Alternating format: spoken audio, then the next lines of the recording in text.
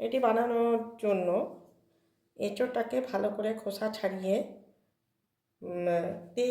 সবসময় কাটার সময় না একটু তেল মাখিয়ে নেবেন, হাতে একটু তেল মাখিয়ে। এবং যদি কাটা বাজারে পাওয়া যায় তাহলে তো খুব ভালো, কিন্তু তা না তো এই এঁচোড় কাটার সময় হাতে ভালো করে তেল মাখিয়ে, বটিতে কাটলে বটিতে তেল, বা ছুরিতে কাটলে ছুরিতে তেল মাখিয়ে তারপর কাটবেন।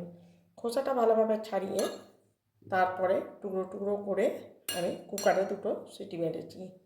এবার কুকারে এটা 2টো সিটি মারার জন্য ভালোভাবে সেদ্ধ হয়ে গেছে। এবারে আমি এটাকে কোপ্তা তৈরি করবো। আগে হলুদ দিলাম, এই চামচের হাফ চামচ ধনে গুঁড়ো দিচ্ছি। এখানে আমি জিরে গুঁড়ো ব্যবহার করবো না, ধনে গুঁড়ো দিলাম কিন্তু। এবার পরিমাণ মতো লঙ্কা গুঁড়ো, এটা নিশ্চয়ই যে যেমন খাবেন সেই অনুযায়ী দেবেন লঙ্কা গুঁড়োটা। আর পরিমাণ মতো নুন দেব। আমি এখানে আমার পরিমাণ মতো নুন দিলাম, আপনারা আপনাদের মতো দেবেন।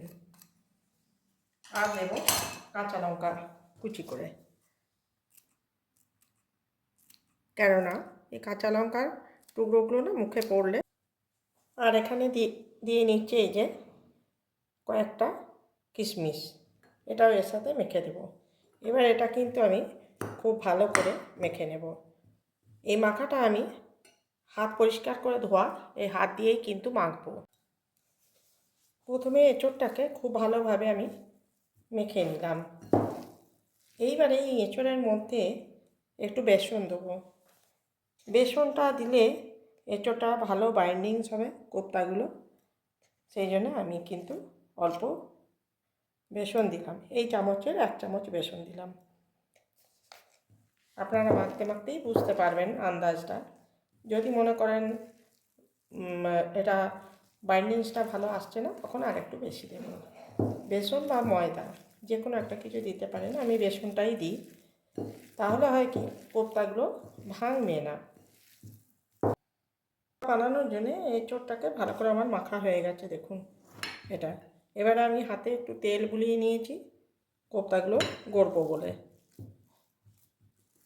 এই মাখাটার থেকে অল্প অল্প করে নিয়ে এরকম করে আমি বলগুলো বানাবো, দেখুন এরকম করে।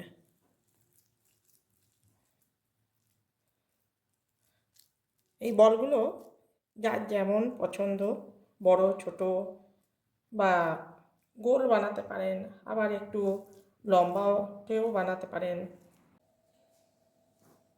এখানে দেখুন বলগুলো কিন্তু আমার বানানো হয়ে গেছে।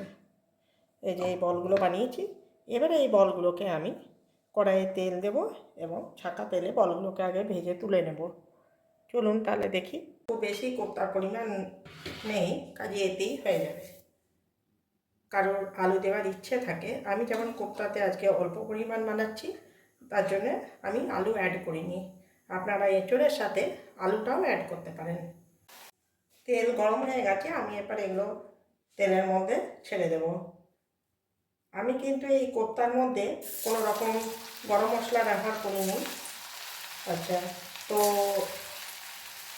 যেহেতু আমি গ্রেভিটাতে গরম মশলা ব্যবহার করবো, আমি আর আলাদাভাবে এতে কোনো রকম গরম মশলা ব্যবহার করিনি। আমার আবার বাড়িতে সবাই কিন্তু খুব বেশি গরম মশলার গন্ধ পছন্দ করে না।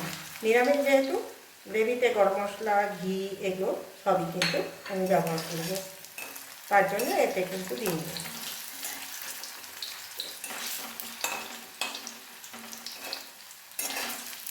মানে ভাতের সাথে বা পোলাও, ফ্রাইড রাইস এগুলোর সাথেও কিন্তু ভালো লাগে খেতে।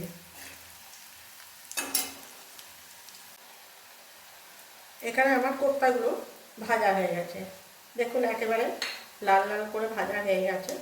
এই যে এবার আমি কোপ্তাগুলো সমস্ত প্লেটে তুলে নেব।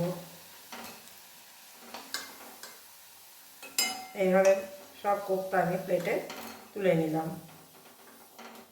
এবার গ্রেভি বানাবো, তবে গ্রেভির জন্য এতটা তেল লাগবে না। এই তেলটা খানিকটা আমি তুলে রেখে দেবো, আর অল্প একটু তেল যতটা লাগবে পরিমাণ মতো নিয়ে তাতেই আমি গ্রেভিটা বানাবো। দেখুন কোপ্তাগুলো, এই যে কোপ্তাগুলো দেখছেন, কি সুন্দর লাল লাল করে বলসগুলো ভাজা হয়ে গেছে। এগুলো কিন্তু স্ন্যাক্সের মতো শুধুও খেতে পারেন চায়ের সাথে। এখানে আমি 7-8টা কাজু বাদাম, একটা টমেটো মাঝারি সাইজের, 2টো কাঁচা লঙ্কা, আর যে চামচটা রাখা আছে এই চামচের 2 চামচ ভর্তি দই দিয়ে আমি এই পেস্টটা তৈরি করেছি। তেল এখানে গরম হয়ে গেছে। এই তেলের মধ্যে একটা শুকনো লঙ্কা আর একটি তেজপাতা আমি দিয়ে দিলাম। এবার একটু নাড়াচাড়া করে নেব।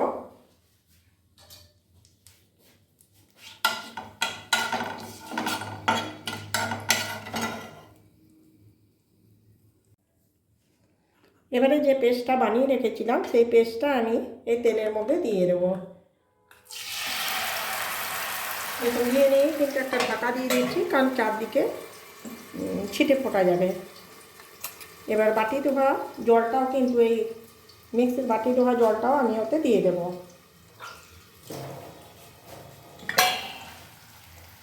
বাস, এবারে এটাকে ভালো করে নাড়াচাড়া করে একটু কষাতে হবে।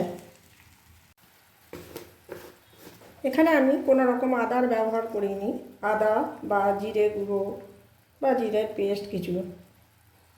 এটা কষানোর সময় এখানে দিয়ে দেব, দেখুন এই ছোটো চামচের 1/2 চামচ ধনে গুঁড়ো, আর দেব পরিমাণ মতো হলুদ। খুব সামান্যই হলুদ দেবেন, কিন্তু এটা খুব বেশি হলুদ দেওয়ার প্রয়োজন নেই। এবারে এটা ভালো করে কষিয়ে নেব।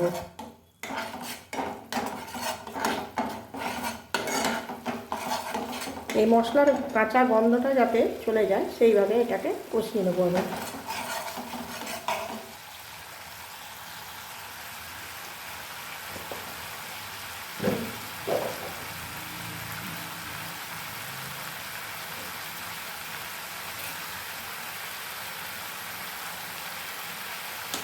দিয়ে দেবো পরিমাণ মতো নুন।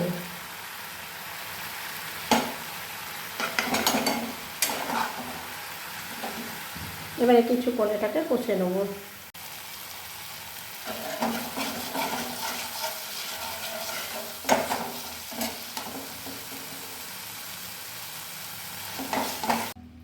আর এখানে পরিমাণ মতো জল দিয়ে দিলাম। এখানে দেখুন এই গ্রেভিটা ফুটে কিন্তু ঠিকঠাক পরিমাণ মতো হয়ে গেছে। এবার আমি এতে যে কোপ্তাগুলো, এঁচোড়ের কোপ্তাগুলো বানিয়ে রেখেছিলাম সেই কোপ্তাগুলো কিন্তু দিয়ে দিচ্ছি।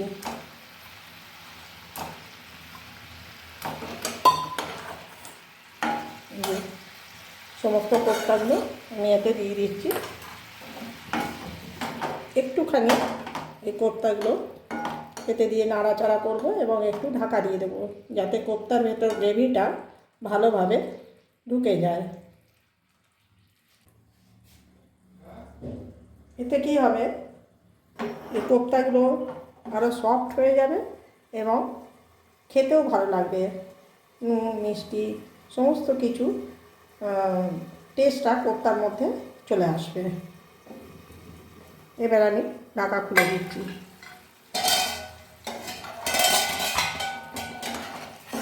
এবার হয়ে গেছে, আমি এটাকে নামিয়ে নেব, বাটিতে করে সার্ভ করে দেব।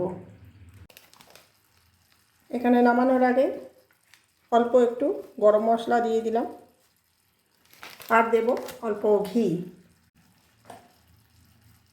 আর এখানে দিয়ে দিলাম 1/2 চামচ ঘি। যেহেতু নিরামিষ, সম্পূর্ণ নিরামিষভাবে বানিয়েছি, সেই জন্য এখানে ঘি গরম মশলা অবশ্যই দিতে হবে।